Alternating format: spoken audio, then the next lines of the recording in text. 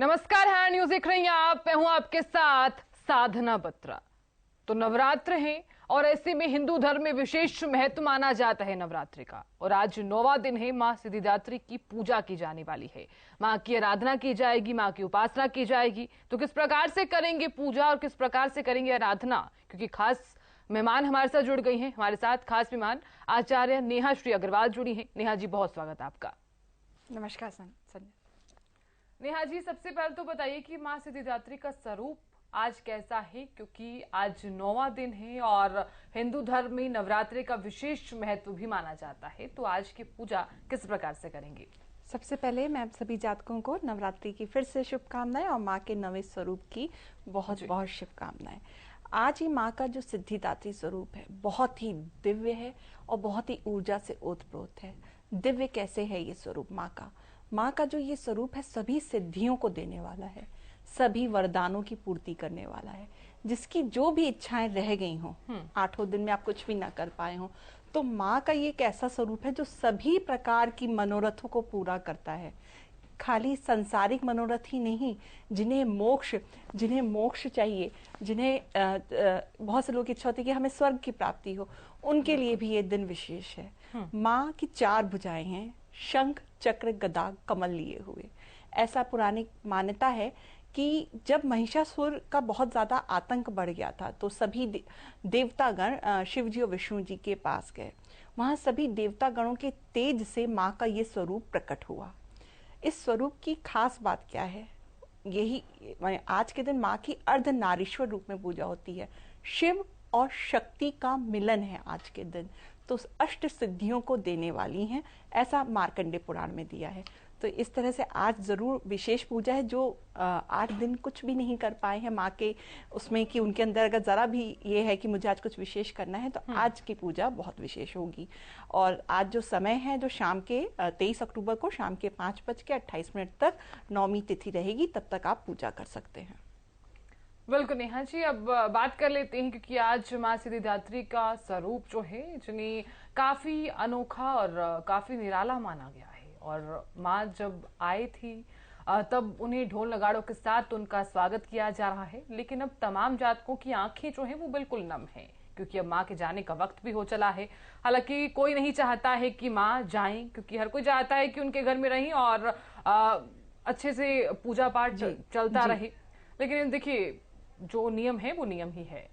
अब इस बीच बात कर लेते हैं कि कथा का क्या महत्व है, क्योंकि हमने देखा कि अष्टमी तक कथा हर किसी ने की और एक विशेष महत्व भी है हिंदू धर्म में। तो आप 9वें दिन कथा का महत्व क्या है ये बताइए तमाम जातकों को। देखिए, 9वें दिन की जो माँ की है, आज जो है सिद्धियों को सिद्ध करने का दिन है। जैसा कि मैंने कहा कि आज अष्ट सिद्धि, महिमा, गरिमा, लघिमा, हर प्रकार की सिद्धियों के लिए आज माँ का पूजन करना चाहिए। तो सबसे पहले जो पूजन की विधि रहेगी, माँ का जो आपको मन में अर्धनारीश्वर स्वरूप नहीं, तो माँ का जो लाल साड़ी में जो माँ का स्वरूप है उसकी मन में आपको छाया बैठानी है। और लाल वस्त्र पे जैसे हमारी चौकी लगती है माँ की, वैसे ही लगेगी। आज कुछ विशेष ये है कि माँ को जो भोग लगेगा वो मक्खन का, तिल का, इन विशेष चीजों का भोग लगेगा। नारियल तो रहेगा ही, लेकिन जो पूजा की थाली में क्या क्या चीजें होंगी? पूजा की थाली में आपके आज हल्दी, सिंदूर, अक्षत, कुमकुम और इलायची, सुपारी, लौंग, गंगा जल जरूर रहेगा। ये सभी चीजें आपकी पूजा की थाली में रहेंगी। सबसे पहले पूजा की विधि में ये बता देते हैं कि माँ का आह्वान कैसे करना है। तो माँ का आह्वान हम सबसे पहले हाथों में पुष्प लेके और चमेली के फूल आज जरूर चढ़ाए। ओम सिद्धिदात्रे नमः का जप करते हुए हमें माँ का आह्वान करना है। और साथ में हमें माँ का बीज मंत्र ह्रीं क्लीं ऐं सिद्धे नमः का जाप करना है। इस प्रकार से हम आज माँ का पूजन करेंगे।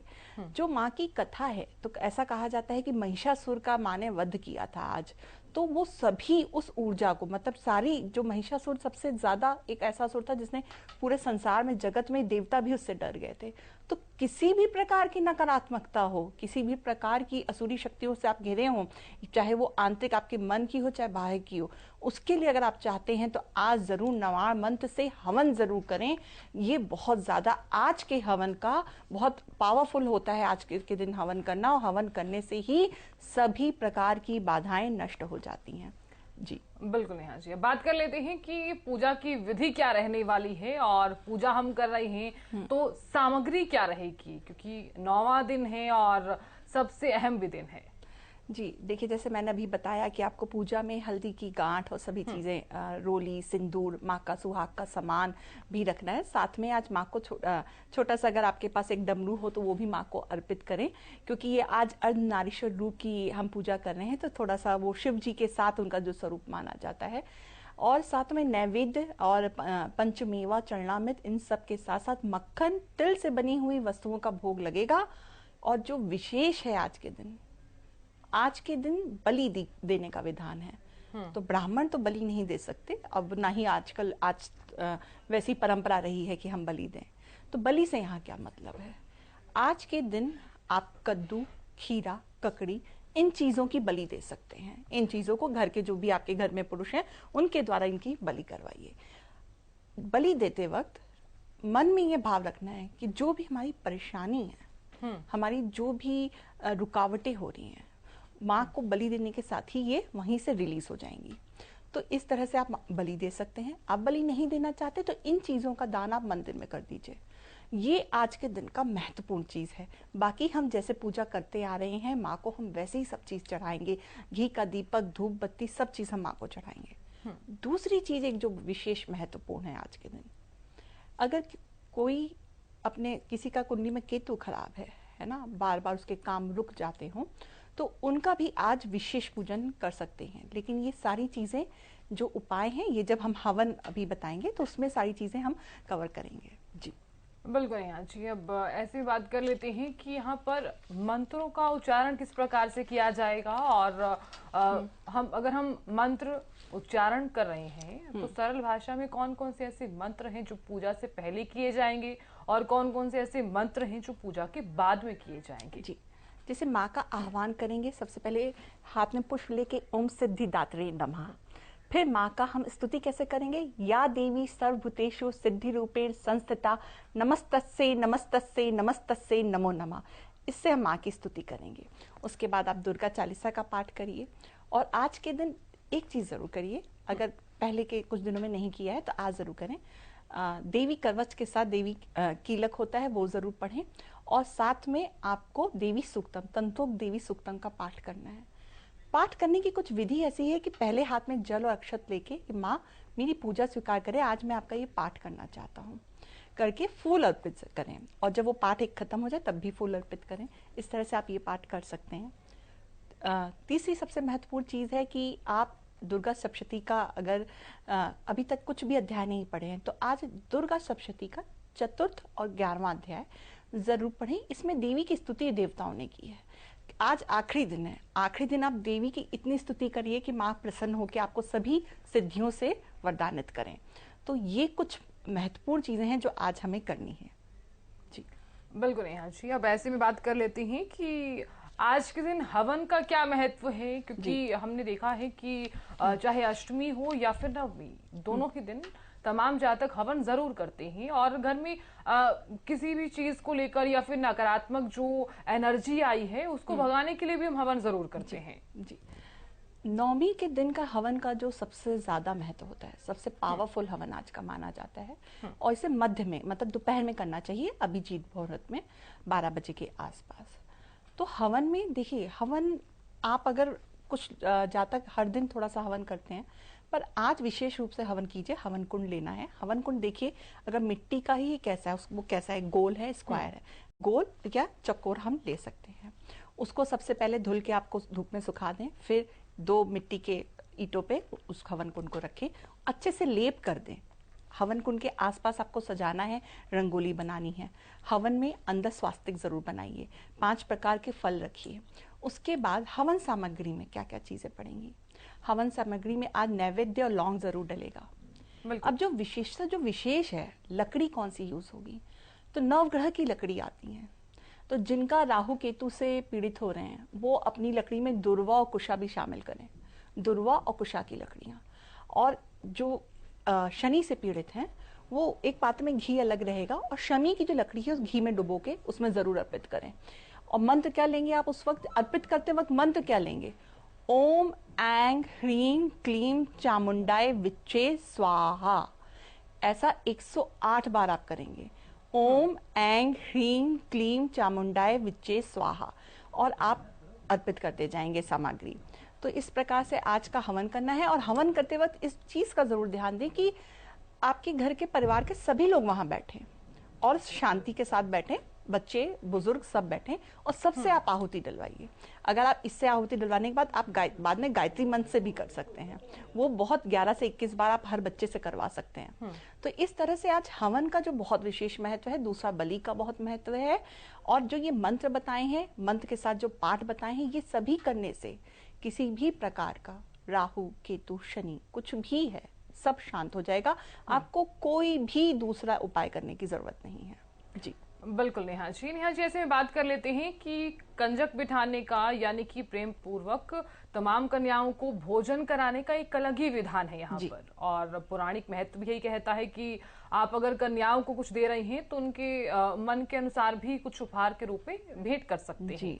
तो ऐसे में आप ये बताइए कि नव विवाहित अगर जोड़ा कंजक बिठा रहा है तो उसका क्या कुछ लाभ पहुंचेगा उस जोड़े को, और कुंवारी कन्याएं अगर कंजक बिठा रही हैं तो क्या कुछ लाभ पहुंचेगा? देखिए, माँ तो इतनी दयालु है, लाभ तो सबको मिलने वाला है, बिल्कुल है ना। और जो नव विवाहित जोड़ा है, आप अपने मन में प्रार्थना वैसी कीजिए कि आपको किस चीज का लाभ चाहिए। माँ तो झोली भर के दे रही है सबको, तो प्रार्थना ये करनी है कि हमारे सौभाग्य की वृद्धि हो, नव विवाहित जोड़ों में आपसी सामंजस्य रहे, और कल को उनके परिवार का भी विकास हो। तो ऐसा उनको प्रार्थना करके माँ को पूछना है। और जो कुंवारी लड़कियां हैं, उनको वर प्राप्ति के लिए कंजक पूजनी है।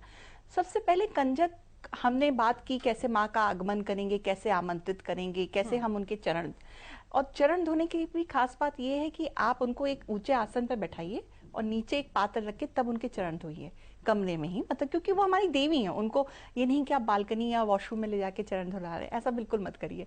तो पूरा सम्मान देना है। माँ को भोग में आज कोशिश कीजिए, देखिए माँ तो हलवा चना पूड़ी से भी खुश हो जाती हैं, जो ऑफिस गोई है वो जलेबी भी दे रहे हैं तो माँ खुश है, माँ को तो सब स्वीकार है। आप कितनी श्रद्धा से कर रहे हैं। नियम में वैसे तो आप 9 तरह का भोग माँ को लगाएं, आज बहुत अच्छा है, तिल का भी कुछ सामान जरूर दें। लेकिन एक विशेष बात कहना चाहेंगे कि जो नवविवाहित जोड़े हैं तो माँ को श्रृंगार का सामान, जो कंजक कन्या है उनको कुछ मतलब लाल कपड़ा, लाल वस्त्र दे, साथ में उनके बालों में छोटा छोटा गजरा जरूर लगाएं, बड़ा ही सुंदर और बड़ा ही माँ को बहुत पसंद है। दूसरा, वो एक गोल्डन कलर की क्लिप लेके माँ के बालों में जरूर लगाएं, साथ में थोड़ा सा काजल भी माँ को लगाएं, आलता और कुमकुम तो हम लगाते ही हैं। तो इस तरह से माँ को, हमें माँ आई है घर में, उनका पूरा श्रृंगार करना है। उनको भोग में जितनी वस्तुएं हम लगा सकते हैं हम लगाएं, मक्खन चढ़ा में सारी चीजें। वैसे तो हलवा चना पूड़ी तो विशेषकर सभी कर रहे हैं, पर आप जो जितना कर सकते हैं, फल, आप जो ऋतु के फल हैं वो सारे लगा सकते हैं। एक लाल वस्त्र जरूर देंगे माँ को, और 1 रुपए का सिक्का जरूर देंगे। और जब वो माँ को आप विदा करेंगे तो उनसे पीछे आप चावल जरूर फिकवाएंगे, थोड़े से सिक्के। उस चावल को मैं कहूंगी जो नवविवाहित जुड़े हैं उस चावल को अपना पीछे अपने हाथों में एकत्रित करके उसे रख लें, एक किसी भी लाल कपड़े में बांध के। वो इतना शुभ है कि वो आपके घर में हमेशा संपदा भरी रहेगी, उसकी कभी दिक्कत नहीं होगी। तो ये छोटी छोटी सी चीजें हैं, पर इसका इतना महत्व है, और हृदय से करिए, बहुत कुछ मिलेगा आपको, बहुत कुछ, जितना आप सोचें उससे कहीं ज्यादा। बिल्कुल नेहा जी। अब ऐसे में बात कर लेते हैं, जो पहले दिन हम खेतरी बोते हैं, यानी कि जो और अनाज से पूरा प्रोसेस रहता है, और घट स्थापना भी करते हैं जी। उसका क्या करना है, क्योंकि आज 9वां दिन है और अक्सर जातक जो हैं वो संशय में पड़ जाते हैं कि हमने जो मूर्ति स्थापित की है प्रॉपर तरीके से, तो उसका क्या करना है जी। सबसे पहले खेतरी की बात करते हैं। तो जब बहुत अच्छे से खेतरी हो जाती है इस समय तक, बिल्कुल, तो 2-3 तरह के विधान हैं। जैसे हम दशमी वाले दिन, अगले दिन, वो खेतरी हम भाइयों का टीका करके कान के पीछे लगाते हैं। कान के पीछे लगाना विजय का प्रतीक है, बहुत शुभ माना जाता है। दूसरा चीज, आप उस खेतरी से और गंगा जल लें, और उस खेतरी से ही जो है आप पूरे घर में गंगा जल का छिड़काव करें, बहुत शुभ है। आपके घर की सभी नेगेटिविटी दूर हो जाएगी। उसके बाद आप उस खेती को जो भी है आप बालकनी में या अपनी छत पे रख सकते हैं, और उसमें उसको हटाना नहीं है या उसको कहीं विसर्जित नहीं किया जाता। रखिए, उसमें कुछ आप अनाज डाल दे सकते हैं, उसमें कुछ नए पौधे लगा सकते हैं, क्योंकि वो आपके घर में इस बात का सूचक है कि नई फसल आ गई, नई संपदा, नई नई बरकत आ गई है। तो इसलिए उसको संजो के रखें, और थोड़ा सा उसको जरूर हम अपने लॉकर में रखेंगे। जी बिल्कुल नेहा जी। अब आखिरी में फटाफट बात कर लेती हैं, आरती का जो समय है वो क्या रहने वाला है, शुभ मुहूर्त क्या है? जी, आज आरती आप संध्या काल में करिए, बहुत शुभ है। और वैसे ही शंख बजा के घी के दीपक और कपूर के साथ माँ की आरती करनी है। आरती के नियम वही रहेंगे, हमें 14 बार माँ की आरती करनी है, 14 बार घुमाना है, 4 बार चरण में, 1 बार मध्य में, 2 बार मध्य में, 1 बार मस्तक पर, और 7 बार संपूर्ण अंगों की आरती करते हुए हमें ये कार्य करना है। और बाद में सारे जो घर में जितनी भी कन्याएं हैं, अगर घर में कोई कन्याएं हैं, सबको आपको प्रसाद देना है, सबको आप कलावा, रोली, कुमकुम का टीका लगाएं इसके साथ ही। जी, और एक चीज, जो दुर्गा जी की मूर्ति जिन्होंने घर में मिट्टी की स्थापित की है, बहुत से लोग फोटो रखते हैं माँ की, तो जो माँ की फोटो है वो हम पूजा करने के बाद अपने मंदिर में ही रखेंगे। जो मिट्टी की मूर्त स्थापित की जाती है उसका विसर्जन होगा। तो आप उसका विसर्जन अगले दिन, जब नौमी तिथि पूरी खत्म हो जाती है, तो दशमी के संधि काल में आप कर सकते हैं। बिल्कुल नेहा जी, बहुत बहुत शुक्रिया हमारे साथ जुड़ने के लिए और अपना बेशकीमती वक्त हमें देने के लिए। बहुत बहुत शुक्रिया। नमस्कार। नमस्कार। फिलहाल इसी के साथ इस खास कार्यक्रम में इतना ही। देखते रहिए हरियाणा न्यूज। नमस्कार।